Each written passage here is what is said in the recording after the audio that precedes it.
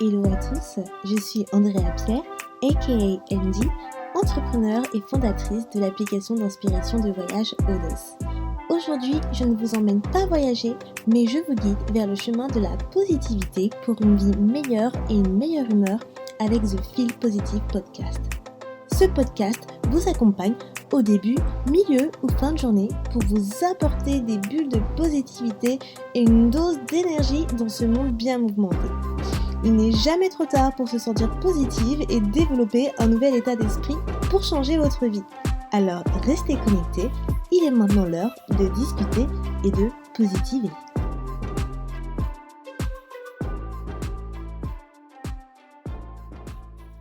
Hello les amours, bienvenue pour un nouvel épisode de Feel Positive. Je suis trop contente de vous retrouver. Les vacances sont terminées, j'ai bien mangé, j'ai bien bu, je me suis bien amusée. Et là, il est temps de revenir à la réalité. Donc vraiment pas facile, hein. D'autant plus que je suis passée d'un 22 degrés à Lanzarote à 5 degrés en arrivant à Londres. Donc je vous dis pas comment ça a été une douche froide de revenir à 5 degrés. D'autant plus que j'avais bronzé à Lanzarote. Donc je suis bien satisfaite de mon bronzage. Donc bon, enfin, j'ai noirci, hein. Mais bon, j'aime bien. J'aime bien, ça cache tous les boutons.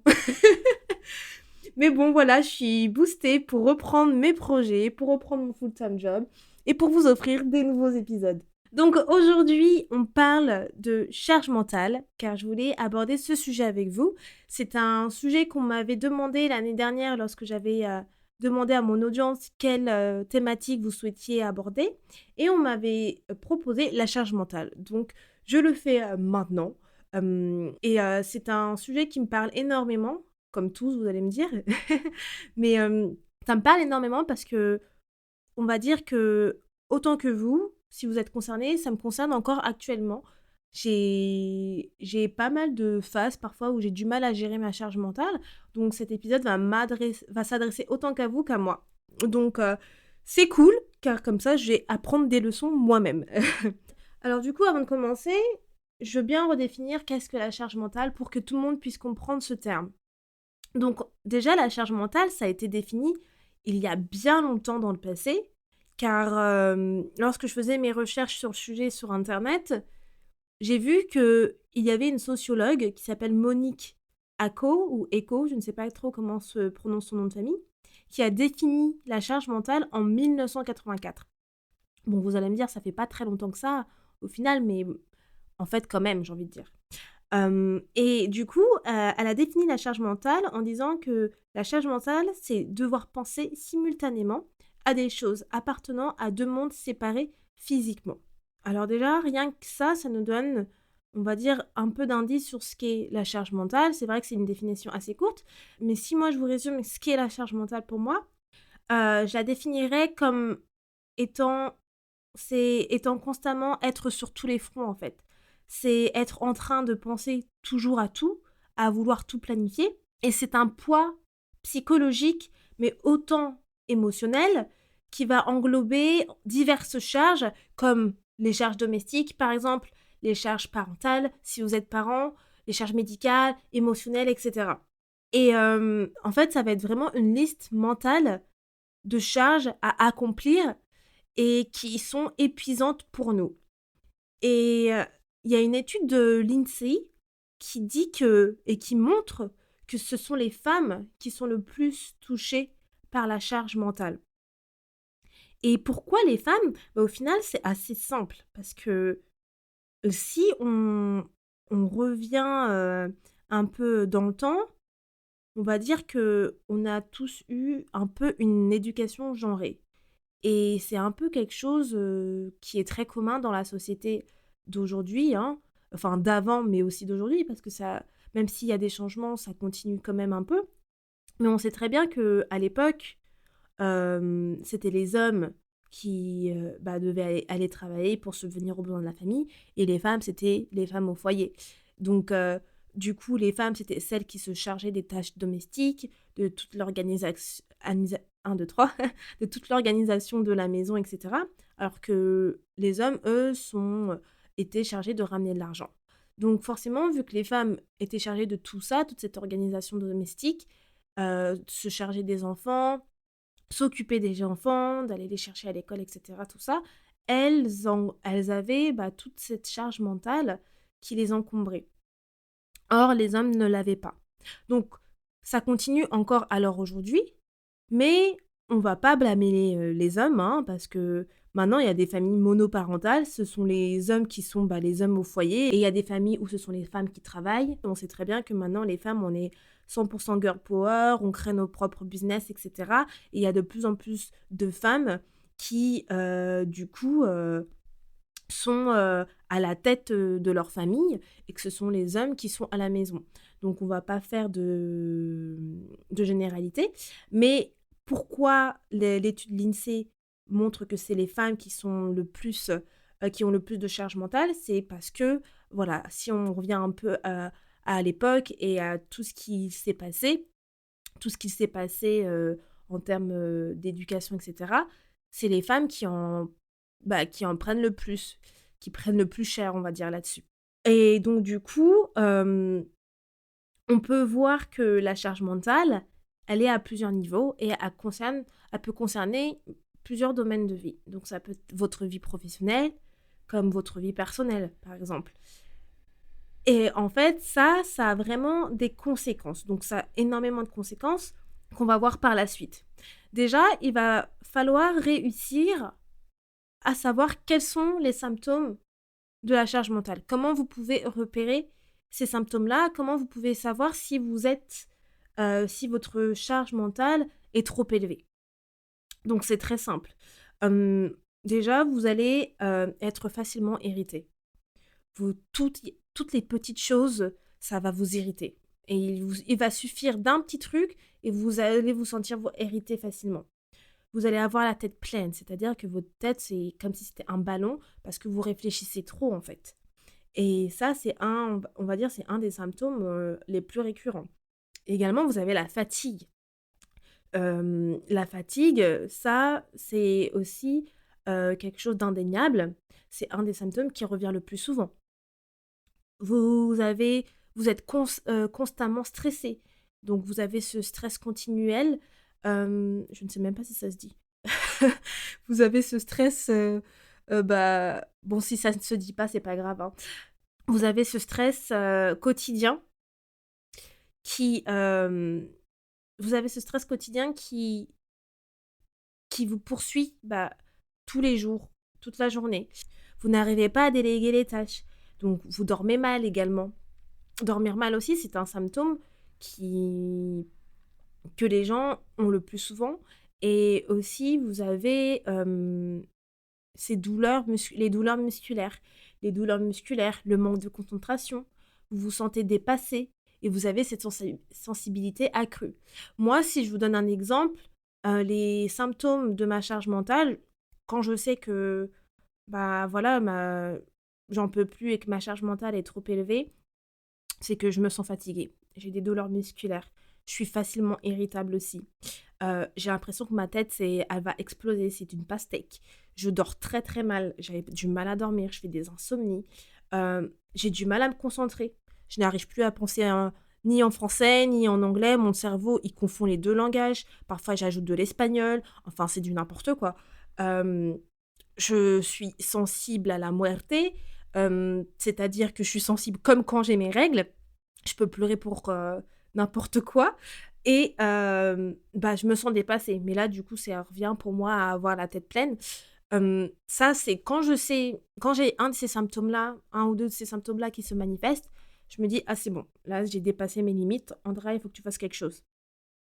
Et parfois, en fait, je suis un peu une forceuse. C'est que j'ai beau avoir ces symptômes qui se manifestent, mais je vais quand même forcer, je vais quand même forcer à faire pas mal de choses à la fois.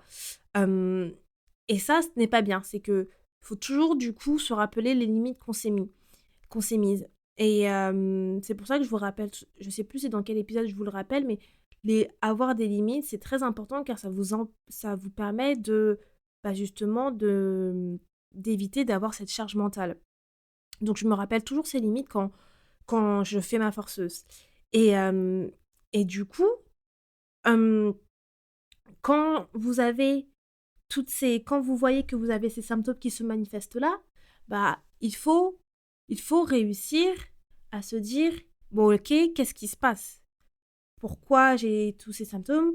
Quelles sont les tâches, qui sont trop intenses pour moi?» Il faut réussir à analyser tout ça.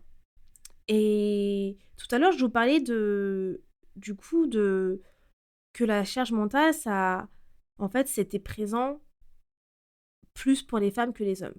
Et je vais vous donner un exemple pourquoi avec moi. Par exemple, je suis partie en vacances récemment avec, mon partenaire et on peut voir clairement que c'est moi qui a le plus de charge mentale par rapport à lui. Parce que au niveau des vacances, tout ce qui est à faire, tout ce qu'on a fait à Lanzarote et cetera, activités, tout ça, c'est moi qui a cherché tout ça. Parce que mine de rien, on va pas se leurrer, hein, je ne sais pas si je suis la seule dans ce cas, mais je préfère ne pas compter sur mon compagnon pour faire ce genre de choses. On sait très bien que les hommes, ils ne sont pas trop organisés sur ce genre de choses-là. Encore une fois, on ne fait pas de généralité. Si votre homme arrive à faire, est très bon en organisation, franchement, gardez-le, c'est génial. Mais voilà, en termes d'organisation, le mien, c'est pas trop ça. Donc, je sais que si c'est moi qui le fais, je vais être satisfaite et je vais pas être déçue et ça va être bien fait. Donc, ça me dérange pas de me charger de tout ce qui est organisation des vacances et tout. Mais additionnellement à ça, même avant qu'on était en vacances, donc je préparais tout ça, mais j'ai en addition à cela mon full-time job, mes 2 projets que je gère personnellement, j'ai mes courses à faire, j'ai les tâches ménagères à faire, toutes ces choses-là qui s'ajoutent et mine de rien, c'est énormément de choses à penser. C'est que je suis toujours, en fait, sur tous les fronts. Je suis toujours sur tous les fronts et c'est pour ça que je vous parlais de mon organisation qui me permet toujours donc de rester on track.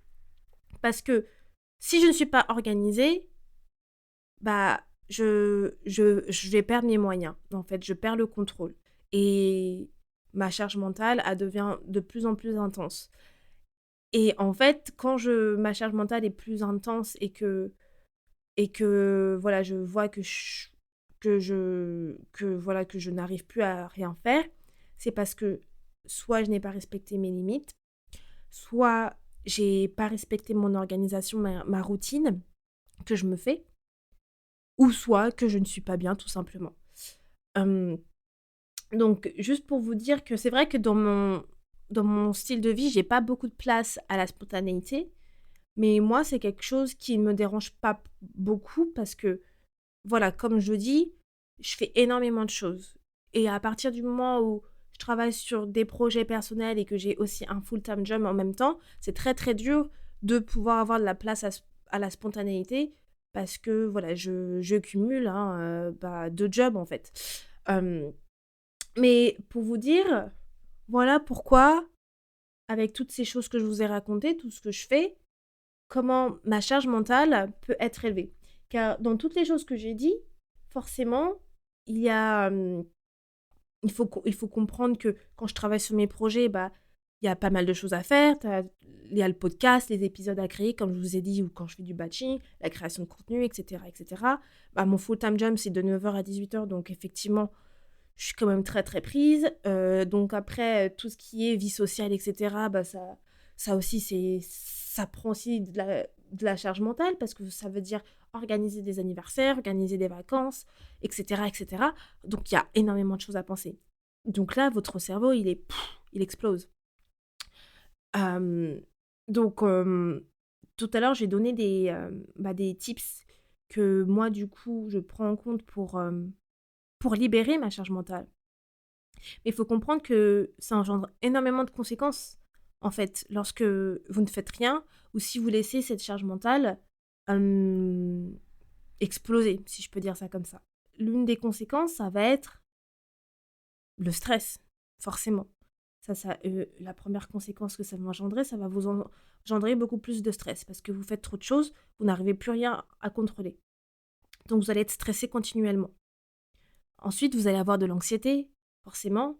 L'anxiété qui, après le stress, ça se rejoint. C'est très fréquent.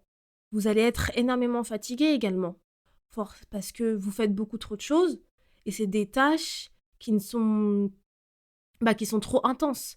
Et c'est pour ça que dans l'épisode où je vous parle de mon organisation, je vous dis: «Créez-vous des routines, réalisables, une to-do list réalisable, en vous ne mettant pas trop des tâches trop intenses dans une seule journée, car ça va être trop pour vous et ça, c'est quelque chose qui augmente votre charge mentale».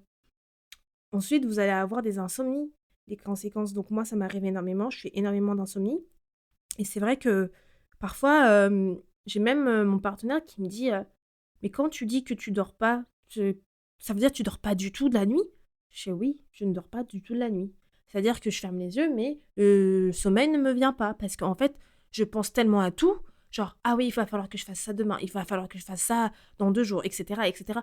Mon cerveau, genre, il part, dans tous les sens. Et donc du coup, je fais des insomnies, je ne dors pas, je ne ferme pas l'œil.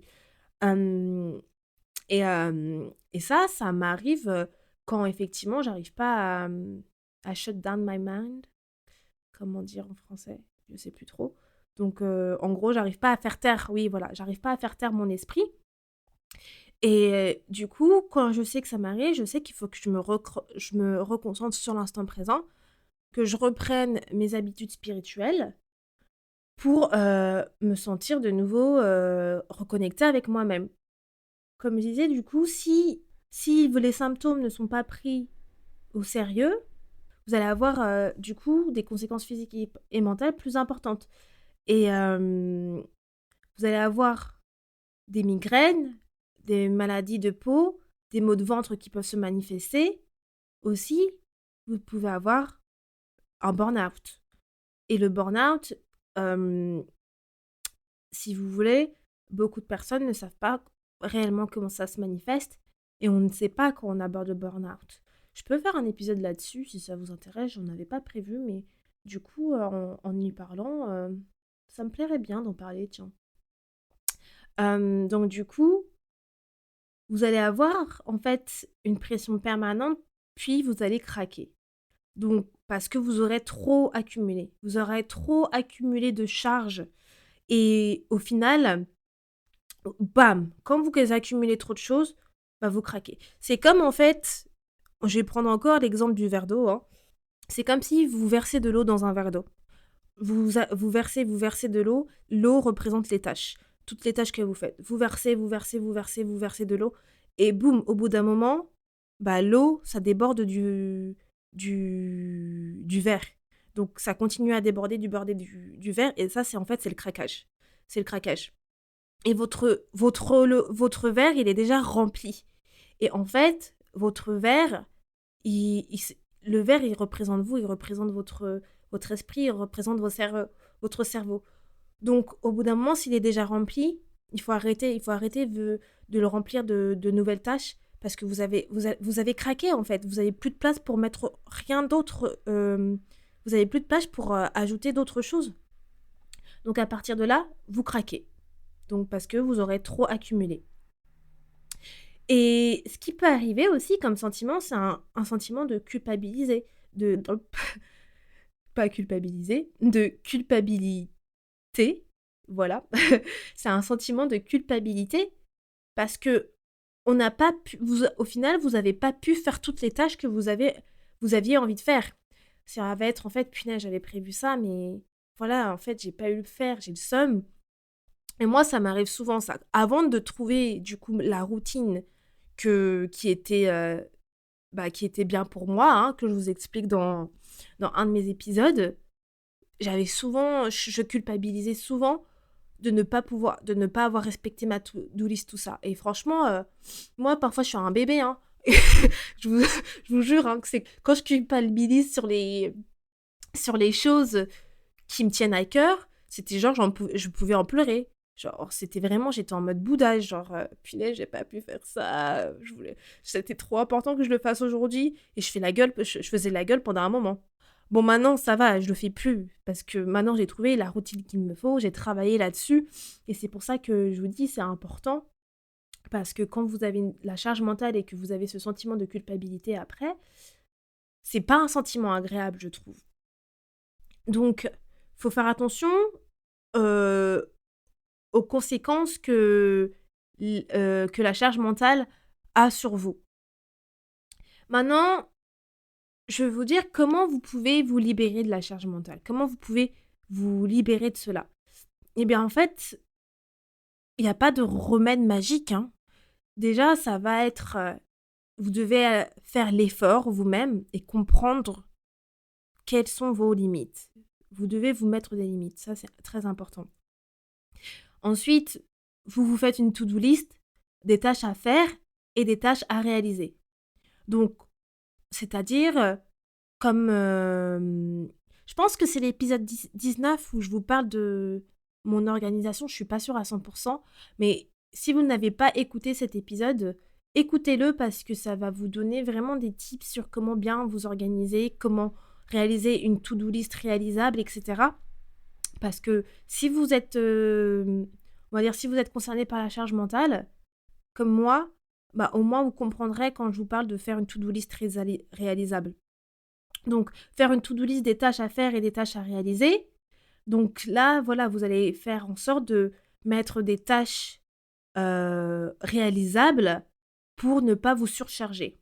Et là où il va falloir aussi revoir vos priorités. Donc, c'est-à-dire revoir quelles sont les tâches importantes, les tâches urgentes, etc.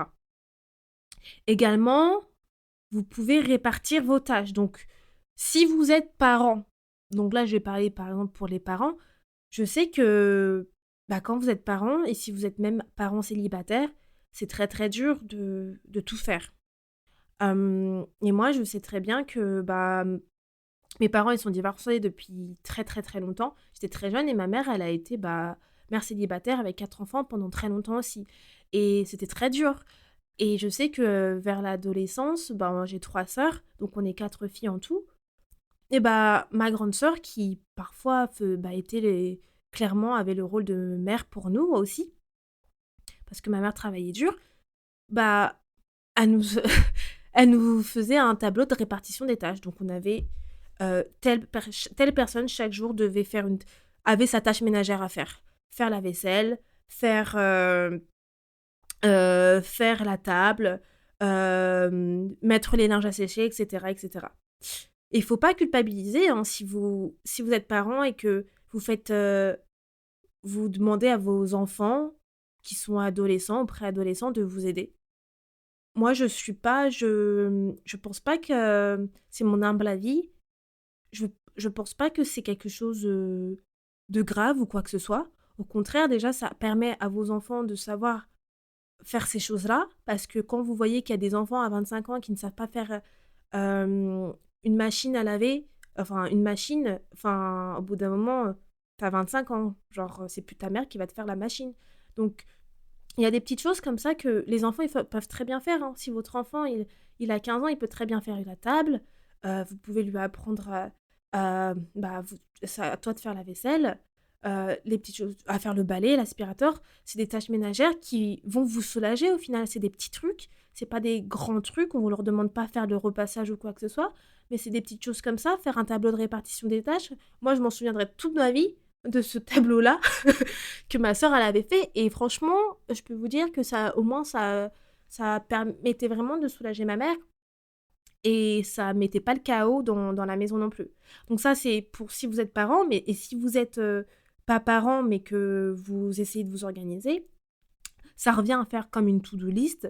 Vous faites un tableau de répartition des tâches en vous mettant des thématiques, tâches importantes, tâches urgentes, tâches permanentes, euh, ou tâches partielles, etc.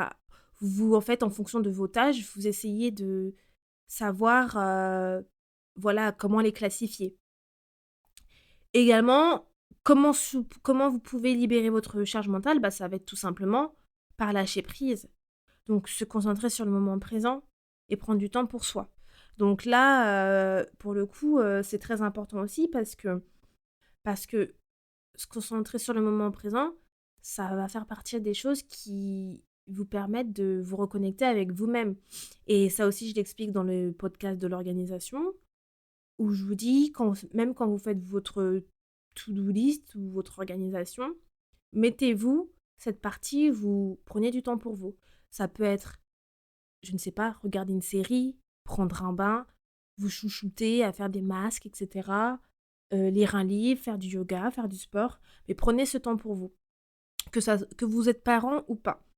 Et je suis pas encore parent, mais je sais que c'est très difficile quand vous êtes parent de prendre du temps pour vous et ça, c'est la difficulté des parents actuels, surtout si vous êtes parent célibataire. Mais il y a toujours un moment où vous pouvez prendre du temps pour vous dans la journée. Même écouter un podcast, c'est prendre du temps pour vous. Ça va être votre moment où vous vous dites, bon, j'ai besoin de souffler. Bah, par exemple, j'écoute un podcast. Si vous faites à manger, vous faites, je ne sais pas, du ménage, écouter un podcast, ça va être un petit moment de plaisir. C'est vrai que c'est pas mieux que, je ne sais pas, prendre un bain ou aller au spa ou autre, mais c'est mieux que rien. Et toujours être reconnaissant de justement des petites choses que vous pouvez faire. Car plus vous êtes reconnaissant pour ces petites choses, pour ces petits moments que vous prenez pour vous, plus vous allez augmenter votre taux vibratoire et plus vous allez pouvoir en fait être abondante ou abondant de choses beaucoup plus grandes en fait, tout simplement. Donc essayez de lâcher prise, essayez de vous reconnecter avec vous-même quand vous le sentez, quand vous sentez que vous en avez besoin, quand vous sentez que votre charge mentale devient trop intense, dites-vous: «Stop, OK, là ça va plus, c'est plus possible, il faut que je souffle, que je prenne du temps pour moi». Également, revoir vos objectifs. Donc c'est important de revoir vos objectifs, c'est-à-dire, déjà avoir des objectifs pour moi c'est la base. Il faut toujours avoir des objectifs, vous ne pouvez pas avancer sur la route, sans savoir où vous allez, donc c'est la même pour les objectifs. Il faut que vous savez dans la vie, il faut savoir où vous allez, donc il faut vous donner des objectifs. Mais c'est important de revoir vos objectifs, c'est-à-dire que, est-ce que votre objectif actuel est peut-être trop grand à accomplir maintenant? Car c'est pour ça qu'on a des objectifs court terme, moyen terme et long terme. Donc, peut-être que l'objectif que vous avez actuellement, vous l'êtes mis en court terme, mais peut-être qu'au final que c'est un objectif à long terme. Donc si c'est le cas, vous allez aborder cet objectif différemment. Parce que les objectifs à court terme, c'est ce que vous voulez accomplir maintenant, voire les 3 prochains mois, les 6 prochains mois. Donc si cet objectif-là, en fait, il est trop gros pour vous, ça veut dire que vous allez concentrer tous les efforts et les actions maintenant. Mais en fait, il y a tellement de choses à faire, c'est pas possible. Vous allez avoir beaucoup trop de tâches accumulées. Donc, si cet objectif-là, au final, il vous demande trop d'efforts et que vous voyez que c'est pas possible de l'accomplir maintenant, mettez-le en objectif long terme ou plutôt moyen terme. Parce que, au final, vous gardez cet objectif-là, mais vous vous dites, ok, cet objectif-là, je ne peux pas me le mettre maintenant parce qu'il est trop gros à accomplir. Je le garde parce que je veux l'accomplir, mais je le mets en long terme, tout simplement. Et vous savez que vous allez l'accomplir. Comme je dis toujours, croyez en vous. L'objectif, vous ne l'abandonnez pas, car on n'abandonne jamais. Vous le gardez, simplement pour le long terme. Et vous allez voir, ça va changer votre perspective. Ça va changer votre perspective des choses et ça va changer aussi votre routine parce que vous allez voir que les tâches pour cet objectif-là que vous avez mis maintenant à long terme ne vont plus vous encombrer, pardon. Ne vont plus vous encombrer comme avant. Et ça va soulager du coup votre charge mentale. Donc, du coup, si je dois répéter bah, les, hem, les tips pour libérer votre charge mentale, ça va être faire une to-do list, faire, un tableau de répartition des tâches, répartir vos tâches, lâcher prise pour vous concentrer sur le moment présent et prendre du temps pour vous, revoir vos objectifs et le dernier tip, ça va être, bah, du coup, discuter, tout simplement, en fait.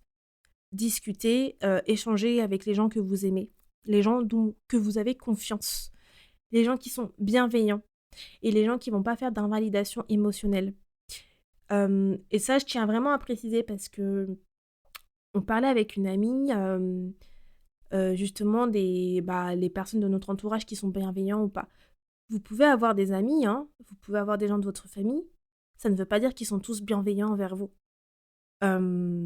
Donc quand je dis discuter et échanger, c'est vraiment échanger avec les personnes que vous pensez qui auront cet œil bienveillant envers vous dans ces moments-là où vous voyez que votre charge mentale, elle est énorme.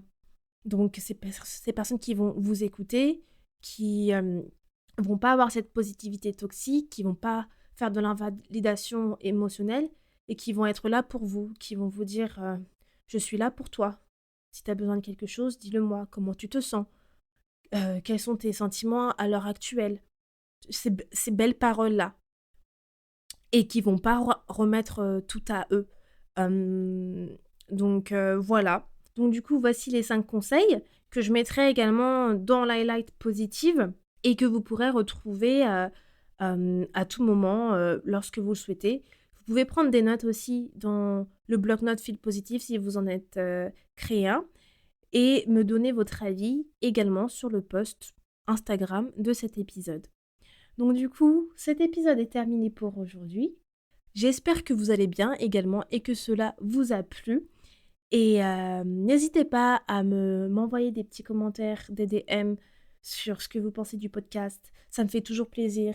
Récemment, j'ai eu un avis, un commentaire sur Instagram d'une de mes auditrices et ça m'a fait vraiment, vraiment plaisir d'avoir ce type d'avis. Donc, n'hésitez pas à envoyer des commentaires. N'hésitez pas à discuter avec moi. Je pense que maintenant, vous me connaissez bien et vous voyez que je suis bienveillante avec tout le monde. Donc voilà, en tout cas, je vous fais des gros bisous, je vous souhaite une bonne semaine et Feel Positive, c'est toutes les 2 semaines et on se retrouve bientôt. Ciao! Merci beaucoup de ton écoute et d'être resté avec moi jusqu'au bout. Si à la fin de cet épisode, tu sens ton humeur changer et tu te sens un petit peu plus boosté, n'hésite pas à me laisser un avis, ça me fera toujours plaisir et j'apprécierai de les lire dans le prochain épisode. À bientôt, positivement, Andy.